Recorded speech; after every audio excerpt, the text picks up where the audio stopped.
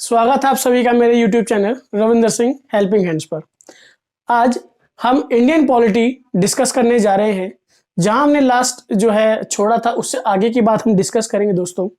तो सबसे पहले हमने जो लास्ट बात की थी उसके बारे में छोटा सा ब्रीफ दे देता हूं। हमने लास्ट बात की थी कि संविधान को जो है अपने हाथों से किसने लिखा था। तो हाथों से लिखा था प्रेम बिहारी साहब जी ने, अपने हाथों से उसको लिखा था। अब आगे जानते हैं कि इस कॉन्स्टिट्यूशन को कैसे पढ़ा जाता है, इस कॉन्स्टिट्यूशन में क्या क्या चीजें होती है। तो सबसे पहले हमने शुरू करना है कि संविधान क्या होता है। कॉन्स्टिट्यूशन के बारे में मैंने पहले बताया था कि कॉन्स्टिट्यूशन जो है वो एक बुक है जो कि जिसके अंदर रूल्स एंड रेगुलेशंस लिखे हुए हैं, जिसे हम हिंदी में संविधान भी कहते हैं, जिसके अंदर नियम व कानूनों का संग्रह किया गया है। तो जो कॉन्स्टिट्यूशन है दोस्तों, आपको पता है कि 26 नवंबर 1949 को यह बनकर तैयार हुआ था। और जब बनकर तैयार हुआ था दोस्तों, तो इसमें 22 पार्ट्स हुआ करते थे दोस्तों। कितने पार्ट हुआ करते थे? 22 पार्ट हुआ करते थे। और जब ये बनकर तैयार हुआ तो इसमें आर्टिकल्स जो थे दोस्तों, यानी कि आपके जो अनुच्छेद हैं वो कितने थे? वो थे 395 इसमें आर्टिकल्स हुआ करते थे। और इसमें शेड्यूल्स हुआ करते थे दोस्तों। शेड्यूल्स थे इसमें, इसे हम हिंदी में अनुसूची कहते हैं। ये थे शुरू में 8। लेकिन जब धीरे धीरे समय बदलता गया, आज की डेट में, यानी कि आज हम करंट बात कर रहे हैं, अभी हाल फिलहाल में, यानी कि आज एक तारीख है, 1 नवंबर है, आज हरियाणा दिवस भी है। 1 नवंबर को जो है इतिहास में, हमारे संविधान के इतिहास में आज की डेट में 25 भाग हैं, जिसमें पार्ट 23 नहीं है। पार्ट 23 इसमें बता दें आपको, पार्ट 23 नहीं है, 22A से शुरू होगा। फिर आर्टिकल्स की बात करें तो दोस्तों, ये 467 से ज्यादा आर्टिकल्स आज की डेट में मौजूद है। इसी प्रकार आर्टिकल 396 भी संविधान में नहीं है, 395A होगा। फिर बात करते हैं शेड्यूल्स की, तो पहले 8 थे, अब 12 है दोस्तों। तो पार्ट 23 इसमें नहीं है, आर्टिकल 396 इसमें नहीं है। और ये जो बात हमने करी है कि भाग, आर्टिकल्स और शेड्यूल्स की बात की है, ये जो चेंज आए हैं, ये एक अमेंडमेंट के द्वारा चेंज लाया जाता है दोस्तों। तो वो चेंज आएगा कैसे? तो आपने एक चीज पढ़ी होगी जिसे कहते हैं हम बिल, जिसको हिंदी में कहते हैं विधेयक। विधेयक को पार्लियामेंट में भेजा जाता है, संसद में भेजा जाता है चर्चा के लिए। यदि वह पास हो जाता है, दोनों ही हाउसेस से पास हो जाता है, लोकसभा राज्यसभा से पास हो जाता है, तो वह बन जाता है दोस्तों हमारा एक्ट, जिसे हम हिंदी में अधिनियम कहते हैं।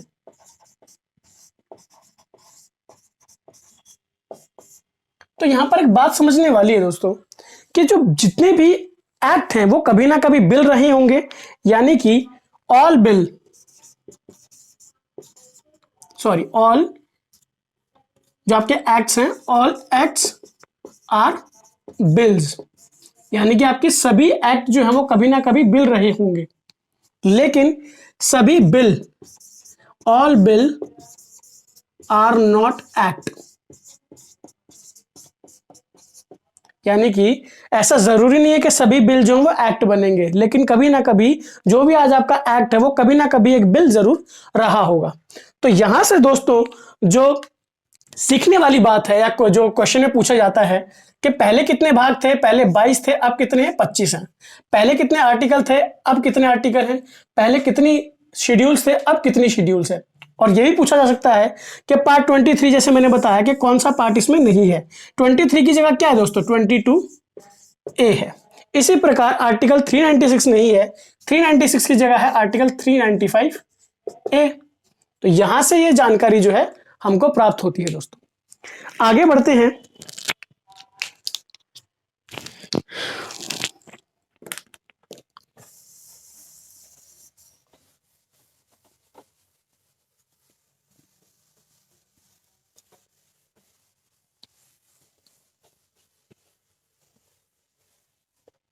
आगे बढ़ते हैं अपने दूसरे। मैंने कहा था कि टोटल जो है हमारे पास 25 भाग है। तो सबसे पहले हम पार्ट 1 देखते हैं। क्या है पार्ट 1, जिसे भाग 1 हम लोग कहेंगे। तो ये भाग 1 है क्या? तो बेसिकली भाग 1 जो है वो है इंडियन यूनियन टेरिटरीज और उसके स्टेट्स के बारे में। तो union, the union and it's territory.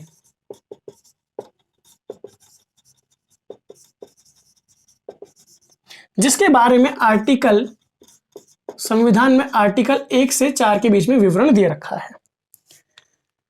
अब बात करते हैं दोस्तों, एक नाम सुना होगा आपने, फजल अली। इसकी एक कमेटी बनाई गई थी जिसे हम फजल अली कमेटी कहते हैं। इसका गठन किया गया था 1953 में। 1953 में इसका गठन किया। इस कमेटी ने क्या कहा था कि state should be reorganised on the basis of language. तो जो भाषा के आधार पर जो है वो स्टेट्स का निर्माण होना चाहिए। तो उसने कहा था कि states should be reorganised on the basis of linguistics, यानी कि भाषा के आधार पर राज्यों का पुनर्गठन किया जाना चाहिए। तो 1953 में जो है ये कमेटी बनी थी और इसने 1955 में जाके अपनी रिपोर्ट जो है वो सबमिट की। तो 1953 में ये कमेटी बनी और 1955 में इसने अपनी रिपोर्ट सबमिट कर दी। Submitted its report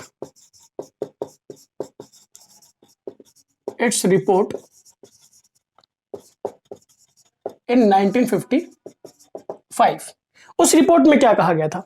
उस रिपोर्ट में यह कहा गया था कि जो भी भारत है इसमें 14 राज्य होने चाहिए।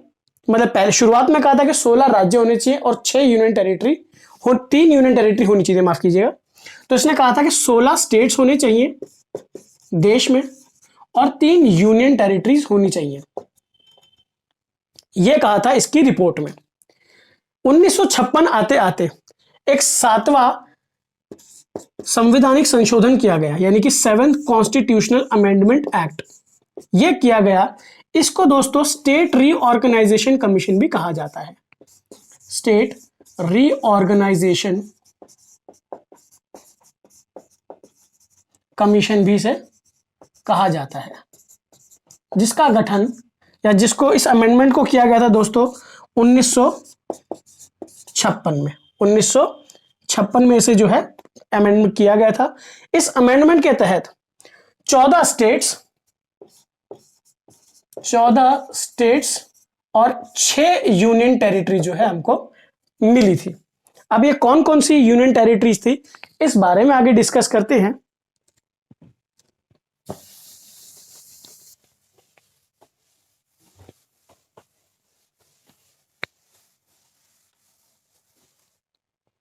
तो दोस्तों जिस 6 यूनियन टेरिटरीज की मैंने बात की, उसने कहा रिपोर्ट में कि 14 स्टेट्स होने चाहिए।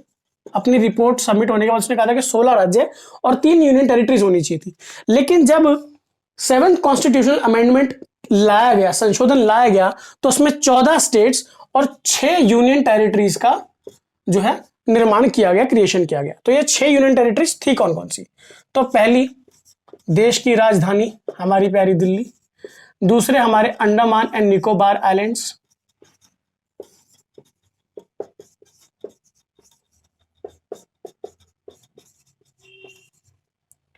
तीसरा हमारा था हिमाचल प्रदेश।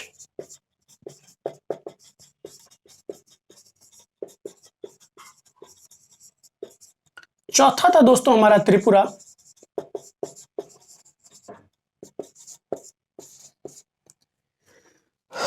पांचवा था दोस्तों हमारा मिजोरम। और छठा था दोस्तों हमारा लक्षद्वीप आइलैंड्स।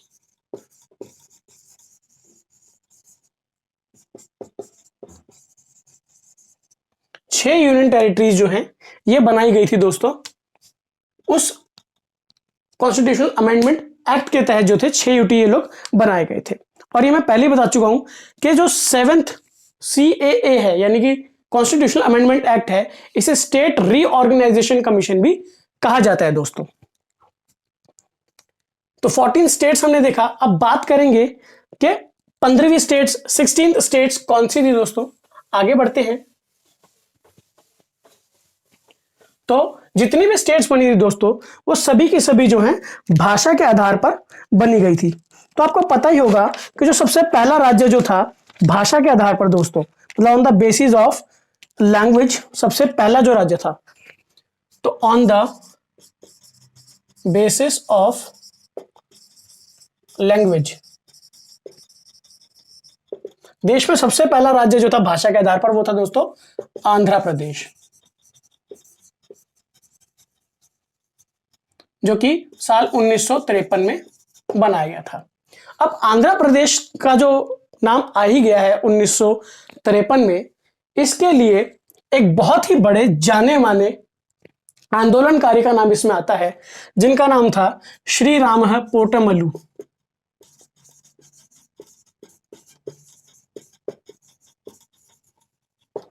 ये जो व्यक्ति है दोस्तों, इन्होंने फास्ट करा, यानी कि इन्होंने फास्ट अंटिल डेथ, यानी कि इन्होंने अनशन किया, आमरण अनशन किया, जिसके दौरान इनकी मृत्यु हो गई। तो इनके मरणोपरांत जो है इस रिकमेंडेशन को माना गया और साल 1953 में जो है ये रिकमेंडेशन मानी गई और आंध्र प्रदेश को एक स्टेट बनाया गया दोस्तों। इतनी बात आप लोगों को समझ में आती है। तो 14 स्टेट्स तो बन चुके थे, अब 15th स्टेट की बात करते हैं। तो 15th स्टेट जो बना था दोस्तों 1960 के दशक में, वह था आपका गुजरात। यह बना था 1960 में। 16वें राज्य की बात करें दोस्तों, तो 16वां राज्य था आपका नागालैंड, जो कि 1963 में बनाया गया था। फिर 17वें स्टेट की बात करते हैं दोस्तों, जो है आपका हरियाणा। और मैं पहले ही बता चुका हूं कि 1 नवंबर 1966 ये वो तिथि है दोस्तों जब हरियाणा डे मनाया जाता है। इसे आप हरियाणा डे भी लिख सकते हैं, इस तारीख को हरियाणा डे कहा जाता है। तो 17वां राज्य दोस्तों हमारा जो है हरियाणा है। 18वें राज्य की बात करें दोस्तों, तो वो था हिमाचल प्रदेश।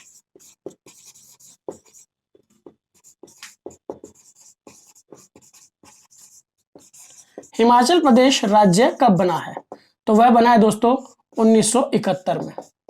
अब कई लोग कहेंगे कि भाई पंजाब में से, पंजाब जो इलाका था उसमें हिमाचल प्रदेश, हरियाणा और पंजाब, एक्चुअली ये पूरा रीजन पहले पंजाब हुआ करता था। एचपी को मैंने कहा कि यूनियन टेरिटरी बना दिया था। तो साल 1966 में जब हरियाणा अलग किया गया, हिमाचल प्रदेश को यूटी ही रखा, इसमें कोई बदलाव नहीं आया, क्योंकि हरियाणा में भी हिंदी भाषी लोग थे। यहाँ के जो मैक्सिमम लोग थे वो हिंदी बोला करते थे और हिमाचल प्रदेश में भी हिंदी भाषी लोग हैं। तो यहां पर एक डिमांड उठने लगी, एक सेपरेट स्टेट की डिमांड उठने लगी कि भाई भाषा के आधार पर यदि आप सभी चीजों को बांट रहे हैं, तो क्यों ना हिमाचल प्रदेश को भी अलग किया जाए, हरियाणा को भी अलग किया जाए, और पंजाब में पंजाबी भाषी ज्यादा लोग हैं। तो यह डिमांड जो है 1971 में जाकर स्वीकार करी सरकार ने। अब बात करते हैं दोस्तों 19वें स्टेट की।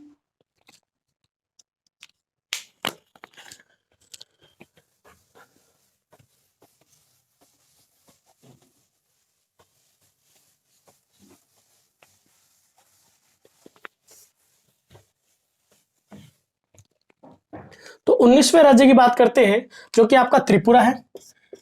तो 19 स्टेट आपका त्रिपुरा, 20th स्टेट और 21st स्टेट जो है दोस्तों, 20th स्टेट है आपका मिजोरम और मेघालय। 20th स्टेट है आपका मिजोरम और मेघालय। इन तीनों को ही जो है 1972 में स्टेट का दर्जा दिया गया था। 22वें स्टेट की बात करते हैं दोस्तों, 22nd, जो काफी इंपॉर्टेंट है हमारे भारत के लिए, वो है आपका सिक्किम दोस्तों। सिक्किम जो है 1974 में भारत का हिस्सा बना और 1975 में यह भारत का राज्य बना।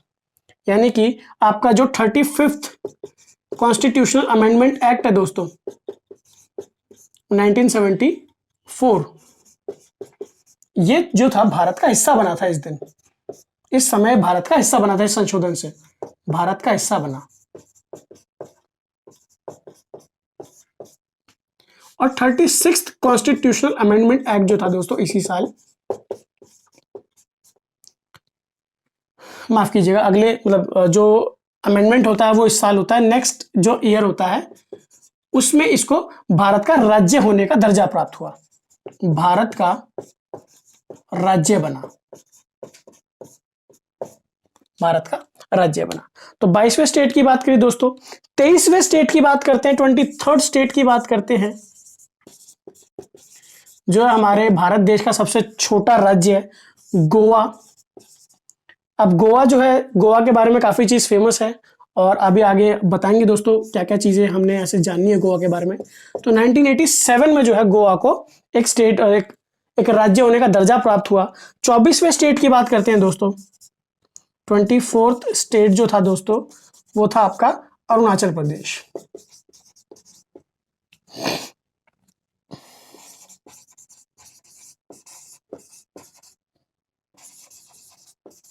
जो कि इसे भी 1987 में ही स्टेट होने का दर्जा प्राप्त हुआ था। यहां से हमने जाना कि कैसे 35th कॉन्स्टिट्यूशनल अमेंडमेंट एक्ट 1974 और 36th कॉन्स्टिट्यूशनल अमेंडमेंट एक्ट 1975, तो जो एक्ट आता है बनने का वो एक साल बाद लागू होता है, ये हम सब जानते हैं। तो इस एक्ट के तहत जो है सिक्किम भारत का हिस्सा बना और इस एक्ट के तहत दोस्तों ये भारत का राज्य बना। आई होप आपको इतनी बात समझ में आई होगी। आगे बढ़ते हैं, जो हमारे 25वें और 26वें राज्य की ओर बढ़ते हैं।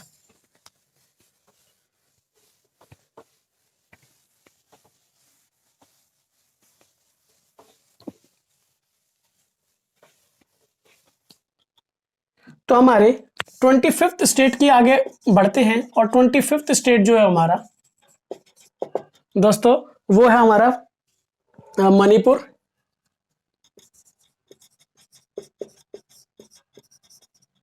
जिसे 1987 में ही दर्जा प्राप्त हुआ था एक राज्य होने का। 26th स्टेट की बात करते हैं दोस्तों। तो मैंने आपको बताया कि झारखंड, छत्तीसगढ़ और उत्तराखंड ये 3 राज्य थे जो अभी आज से तकरीबन 20 साल पहले इनको दर्जा प्राप्त हुआ स्टेट होने का। तो आपका झारखंड जो कि पहले आपके बिहार का पार्ट हुआ करता था दोस्तों। 27th स्टेट आपका छत्तीसगढ़,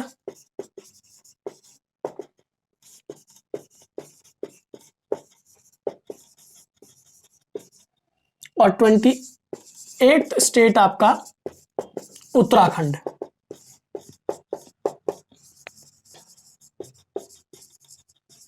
ये तीनों ही जो हैं सन 2000 में एक स्टेट बने थे दोस्तों, एक स्टेट बने थे। तो जान लेते हैं कौन सा हिस्सा किसका था। झारखंड जो है दोस्तों ये पहले बिहार का हिस्सा हुआ करता था, बिहार से इसे बाहर निकालकर एक राज्य अलग बनाया गया। छत्तीसगढ़ की बात करते हैं दोस्तों तो इसे मध्य प्रदेश से अलग किया गया है, पहले ये मध्य प्रदेश का पार्ट हुआ करता था। उत्तराखंड की बात करें दोस्तों तो यह उत्तर प्रदेश का पार्ट हुआ करता था पहले, जो कि सन 2000 में इनको निकालकर एक स्टेट का दर्जा इनको दे दिया गया। और लास्ट स्टेट यानी कि 29th स्टेट जो है हमारी वो है तेलंगाना, जो कि पहले आंध्र प्रदेश का पार्ट हुआ करता था दोस्तों, जिसे आप इसे तारीख लिख सकते हैं 2 जून सन 2014।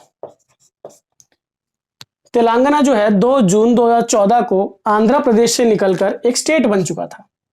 अर्लियर ये किस में था दोस्तों? आंध्र प्रदेश में था।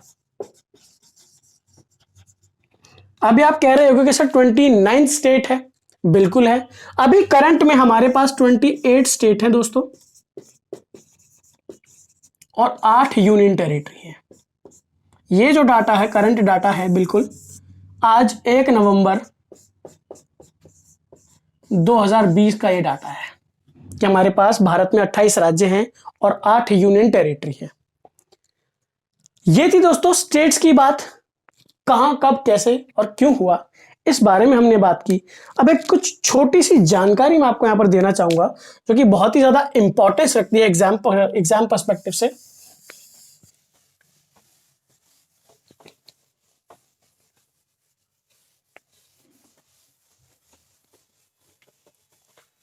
तो वो जानकारी ये है दोस्तों, हम आपने एक नाम सुना होगा पुडुचेरी, जो कि एक यूनियन टेरिटरी है। फिर आपने एक नाम सुना होगा दोस्तों दमन एंड दीव,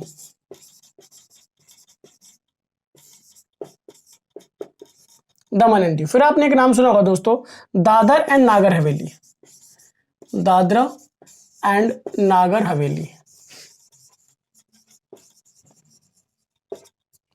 ये तीनों ही जो हैं हमने कहीं ना कहीं से इनको लिया है। तो पुडुचेरी जो है दोस्तों, Puducherry is taken from France, it is taken from France, यानी कि इसे फ्रांस के चंगुल से छुड़ाया गया है।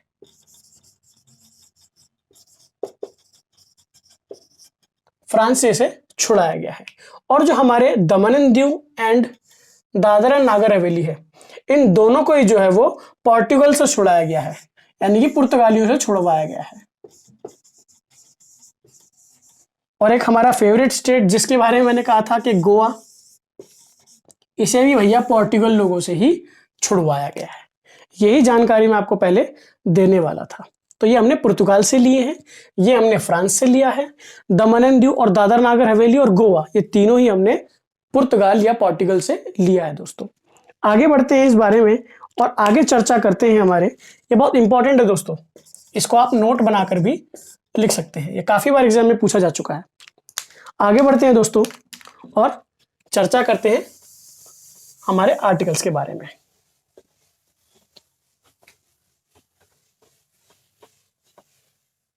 तो आर्टिकल्स के बारे में हम आगे चर्चा करते हैं। उससे पहले एक छोटी सी जानकारी दोस्तों आपको देना चाहूंगा।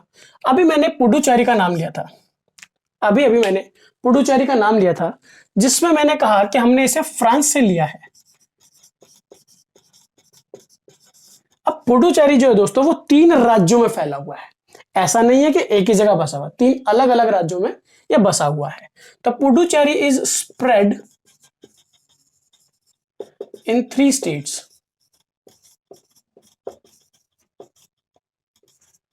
कहां कहां जी? एक तमिलनाडु में पाया जाता है, एक केरल में पाया जाता है और आगे जो है ये आंध्र प्रदेश में पाया जाता है।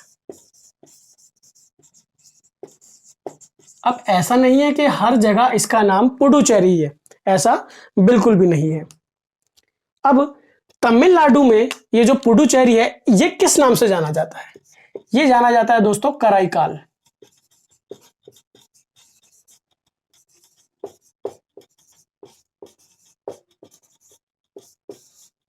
कराईकाल के नाम से जाना जाता है। केरला में दोस्तों ये जाना जाता है माहे के नाम से।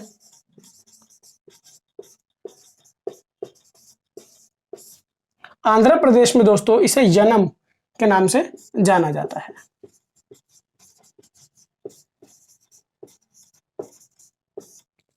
यह बात थी पुडुचेरी के बारे में। अब बात करते हैं दोस्तों हमारे आर्टिकल्स के बारे में। तो आर्टिकल 1, या मैं इसे हटा देता हूं, आई होप आप इसको नोट कर सकते हैं दोस्तों। आगे बढ़ते हैं और जानते हैं अपने आर्टिकल्स के बारे में। मैंने शुरुआत में ही कहा कि आर्टिकल 1 से 4 के बीच में हमें पहले भाग का विवरण मिलता है। तो आर्टिकल 1 कहता क्या है दोस्तों, यानी कि जो हमारा आर्टिकल 1 है वो ये कहता है कि India is a union of states. India is a union of states.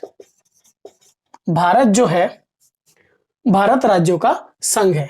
इसे हिंदी में क्या कह सकते हैं कि भारत जो है, भारत राज्यों का संघ है दोस्तों। आर्टिकल 2 भी कुछ कहता होगा दोस्तों।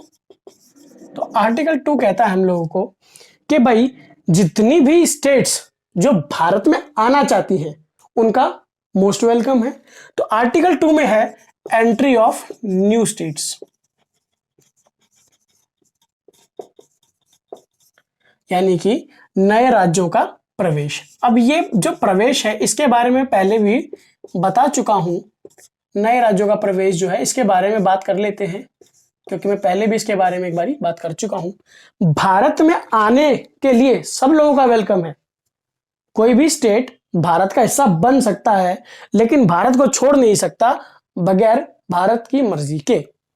एग्जाम्पल देके अपनी बात रखता हूं।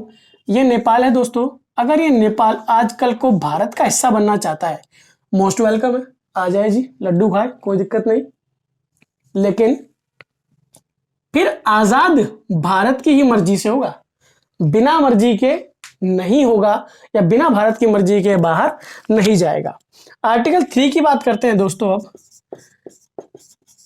आर्टिकल 3 जो है, आपने सुना होगा अभी एक स्टेट, कुछ स्टेट्स के नाम बदले हैं, कुछ जगहों के नाम बदले हैं, तो ये आर्टिकल 3 के तहत बदले जाते हैं दोस्तों। यानी कि क्रिएशन ऑफ न्यू स्टेट्स, कोई नया राज्य बनाना हो, कोई नया राज्य बनाना हो, किसी की नाम चेंज करनी हो, भाई किसी राज्य का या किसी जगह का नाम करना, चेंज करना हो, चेंज ऑफ नेम्स, या फिर किसी की बाउंड्री बदलनी हो कि भाई यहां से यहां तक ये राज्य नहीं है, अब ये इतना होगा, तो चेंज इन बाउंड्रीज भी आर्टिकल 3 के तहत की जाती है दोस्तों। आर्टिकल 4 इतना इंपॉर्टेंट नहीं है। आर्टिकल 3 और जो 2 है इसी को मिलाकर एक आर्टिकल 4 बना दिया गया, इतना इंपॉर्टेंट नहीं है, पेपर में नहीं पूछा जाता है। आई होप इतनी बात समझ में आई होगी दोस्तों। अब बात करते हैं आगे बढ़कर भाग 2 की। शुरू करते हैं दोस्तों भाग 2 के बारे में। तो पार्ट 1 हम लोगों ने समझा, अब बात करते हैं पार्ट 2 के बारे में, या भाग 2 के बारे में, संविधान के भाग 2 के बारे में, जिसका नाम है दोस्तों इंडियन सिटीजनशिप।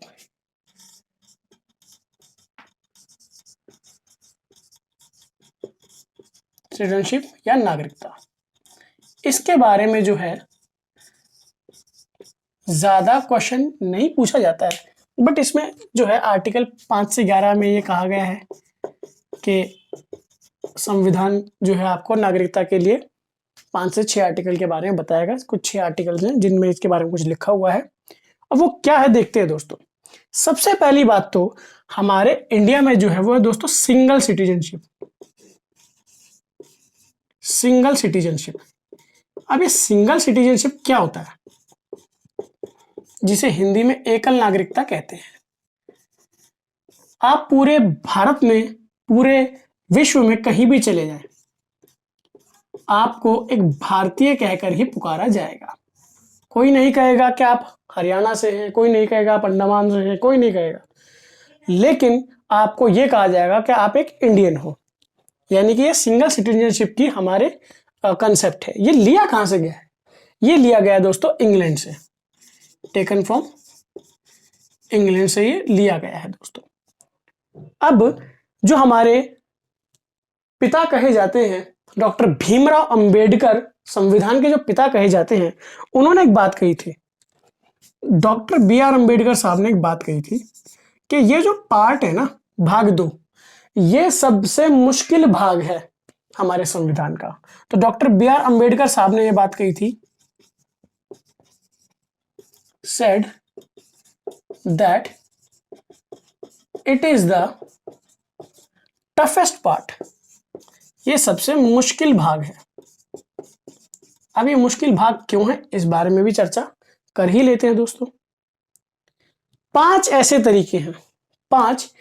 तरीके हैं जिनसे सिटीजनशिप हासिल की जाती है।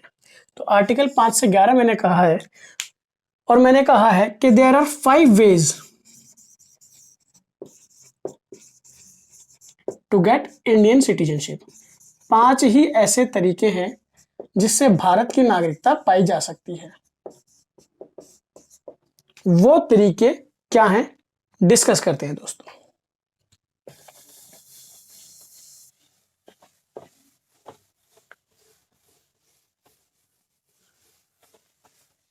पहला जो तरीका है हमारे यहां पर सिटीजनशिप पाने का, वो है दोस्तों बाय बर्थ। बाय बर्थ यानी कि जन्म से। यदि आप भारत में पैदा हुए हैं तो आप ऑटोमेटिकली भारत के निवासी हो गए हैं। दूसरा जो है दोस्तों वो है बाय डेसेंट, यानी कि वंश से। आपका कभी कोई वंशज यहां रहा हो तो भी आप भारत की नागरिकता के लिए अप्लाई कर सकते हैं। फिर तीसरा जो तरीका है दोस्तों वो है रजिस्ट्रेशन।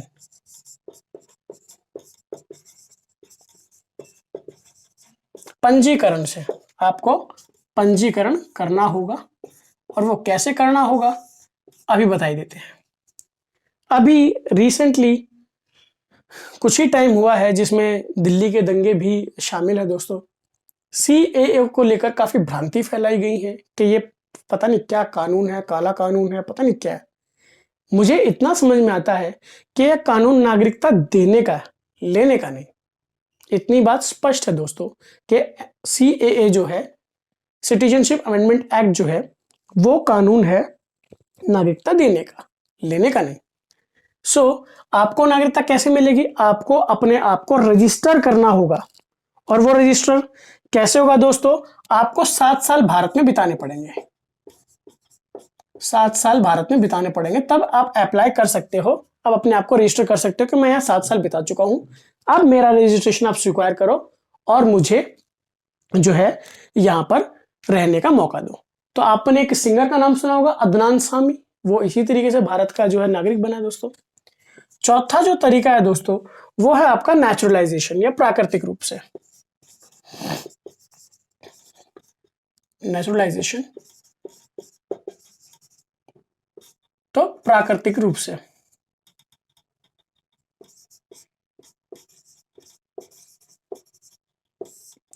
प्राकृतिक रूप से, तो ये प्राकृतिक रूप कैसे होगा? मतलब नेचुरली आप ऑटोमेटिकली जो है भारत के सिटीजनशिप बन जाते हो यदि आप भारत में 10 साल बिता लेते हो। भारत में आप 10 साल बिता लेते हो तो आप ऑटोमेटिकली भारत के सिटीजनशिप के लिए अप्लाई कर सकते हो। पांचवा जो तरीका है दोस्तों, आखिरी वाला, वो है इनकॉर्पोरेशन ऑफ टेरिटरी। यानी कि अगर आप किसी की जमीन हथिया लो या आप उसकी जमीन पर कब्जा कर लो, इनकॉर्पोरेशन ऑफ टेरिटरी।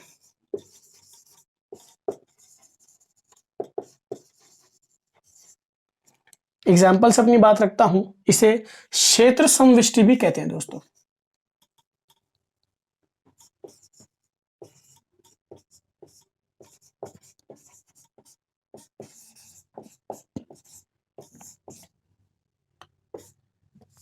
मान लीजिए नेपाल है, इस पर अटैक किया हम लोगों ने और भारत के अंदर इसे ले लिया है, तो अब नेपाल के लोग भी भारत के हो जाएंगे। यानी कि ये लोग भी भारत की जो है सिटीजनशिप को लिए अप्लाई कर सकते हैं दोस्तों। इतनी बात आपको समझ में आती है दोस्तों।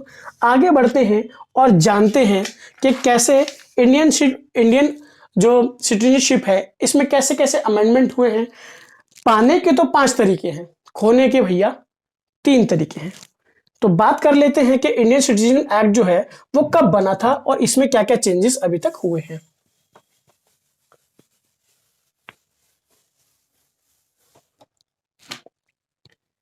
जो आपका सिटीजनशिप एक्ट है दोस्तों, ये बना था आपका 1900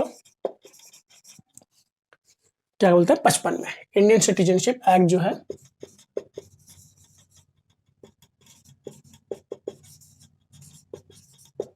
ये बना था दोस्तों 1955 में। इसमें 9 बार संशोधन हो चुका है, 9 टाइम्स अमेंडेड।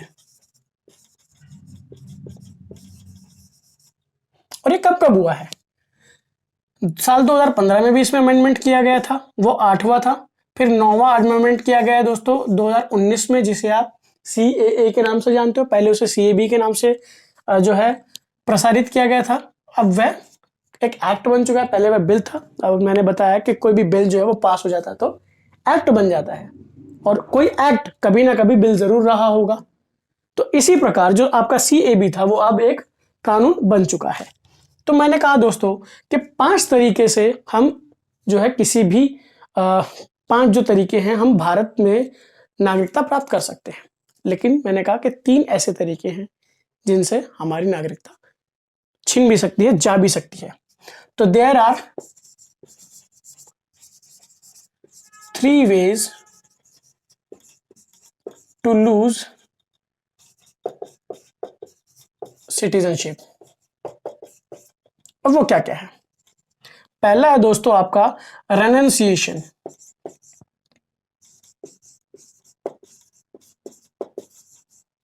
बोले तो परित्याग कर कर, आपने त्याग कर दिया भैया खुद ही। दूसरा जो है दोस्तों वो है डेप्रीवेशन से, अभाव से।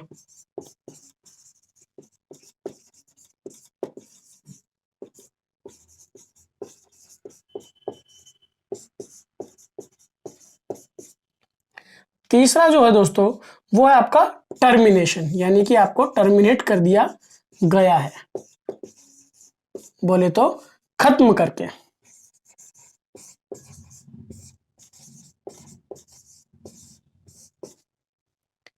ये था पार्ट 2 कंप्लीट दोस्तों। आर्टिकल 5 से 11 के बीच में इसके बारे में दिया गया है। स्पेसिफिकली आर्टिकल्स नहीं पूछे जाते, बस आपको ये याद रखना है कि 5 से 11 जो है वो सिटीजनशिप की बात करता है, और 5 तरीके जो हैं वो सिटीजनशिप पाने के हैं, 3 तरीके जो हैं वो सिटीजनशिप खोने के हैं। 9 बार इसमें बदलाव किया जा चुका है, और ये बना कब था दोस्तों? 1955 में ये बनाया गया था दोस्तों ये एक्ट, और ये 9 बारी जो है इसमें संशोधन हो चुका है। 8वीं बार संशोधन 2015 में हुआ था, 9वीं बार संशोधन जो है 2019 में हुआ था। 3 तरीके हैं आइडेंटिटी को खोने के या सिटीजनशिप को खोने के, माफ कीजिएगा। तो पहला रेनन्सिएशन, दूसरा डेप्रीवेशन, तीसरा टर्मिनेशन। आई होप आपको इतनी बात समझ में आई होगी दोस्तों। तो आज हम यहीं पर अंत करते हैं और शुरू करेंगे नेक्स्ट टाइम। इसको आगे जो हम लेकर जाएंगे और ये जानेंगे कि भारत के भागों में क्या क्या रोचक तथ्य छुपे हुए हैं। और यकीन मानिए दोस्तों, इतनी सारी चीजें पढ़कर आप कोई भी एग्जाम क्रैक कर सकते हैं। और किसी भी जो है नॉलेज को बढ़ाने के लिए सबसे पहले आपको जो है पढ़ना पड़ेगा, और पढ़ने के लिए मुझसे जुड़ना होगा। तो जुड़ने के लिए मेरे चैनल को सब्सक्राइब करें, लाइक करें, शेयर करें। धन्यवाद दोस्तों। सत्यमेव जयते।